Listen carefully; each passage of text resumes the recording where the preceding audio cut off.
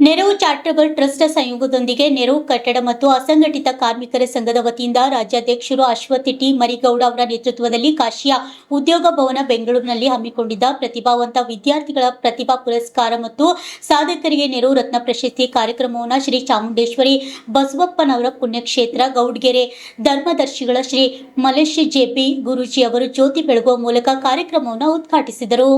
ನಂತರ ಅಸಂಘಟಿತ ಕಾರ್ಮಿಕರ ಮಕ್ಕಳಿಗೆ ಪ್ರತಿಭಾ ಪುರಸ್ಕಾರ ಮತ್ತು ಶ್ರೀ ಚಾಮುಂಡೇಶ್ವರಿ ಬಸವಪ್ಪನವರ ಪುಣ್ಯಕ್ಷೇತ್ರ ಗೌಡ್ಗೆರೆ ಧರ್ಮದರ್ಶಿಗಳು ಶ್ರೀ ಮಲೇಶ್ವರ ಗುರೂಜಿಯವರಿಗೆ ಡಿಎಸ್ಆ ಮ್ಯಾಕ್ಸ್ ನಿರ್ದೇಶಕರು ಎಸ್ಪಿ ದಯಾನಂದ್ ಅವರಿಗೆ ಕರ್ನಾಟಕ ರಣಧೀರ ವೇದಿಕೆ ರಾಜ್ಯಾಧ್ಯಕ್ಷರು ಶಂಕರ್ ಗೌಡ್ರು ಕೆಆರ್ ಅವರಿಗೆ ತ್ರಿವಳಿ ರತ್ನಗಳಿಗೆ ನೆರವು ರತ್ನ ಪ್ರಶಸ್ತಿ ನೀಡಿ ಗೌರವಿಸಲಾಯಿತು. ಇದೇ ಸಂದರ್ಭದಲ್ಲಿ ಕಾರ್ಮಿಕರ ಮಕ್ಕಳಾದ ವಿದ್ಯಾರ್ಥಿಗಳಿಗೆ ನೋಟ್ ಪುಸ್ತಕ ವಿತರಣೆ ಮತ್ತು ಮಂಡಳಿಯಿಂದ ಪಿಂಚಣಿ ವೇತನ ಪಡೆಯುತ್ತಿರುವ ಹಿರಿಯ ಕಾರ್ಮಿಕರಿಗೆ ಗೌರವ ಸನ್ಮಾನ ಮಾಡಲಾಯಿತು.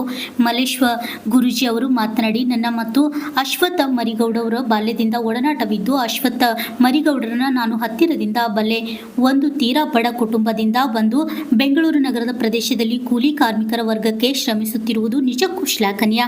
ಹಾಗೂ ಸರ್ಕಾರ ಮಾಡಬೇಕಾಗಿರುವ ಕೆಲಸಗಳನ್ನು ಅಶ್ವತ್ಥ ಅವರು ಮಕ್ಕಳಿಗೆ ಪ್ರತಿಭಾ ಪುರಸ್ಕಾರ ಪ್ರೋತ್ಸಾಹ ಧನ ನೀಡುತ್ತಿರುವುದು ಮಾಧುರಿ ಕೆಲಸ. ಮುಂದಿನ ವರ್ಷದಿಂದ ಅಶ್ವತ್ಥ ಮರಿಗೌಡರ ನೇತೃತ್ವದಲ್ಲಿ ನಡೆಯುವ ಪ್ರತಿಭಾ ಪುರಸ್ಕಾರಕ್ಕೆ ಪ್ರತಿ ವರ್ಷ ಕ್ಷೇತ್ರದ ವತಿಯಿಂದ ಒಂದು ವಿದ್ಯಾರ್ಥಿಗೆ ಲ್ಯಾಪ್ಟಾಪ್ ಅನ್ನು ನೀಡಲಾಗುವುದು ಎಂದು ಆಶ್ವಾಸನ ನೀಡಿದರು.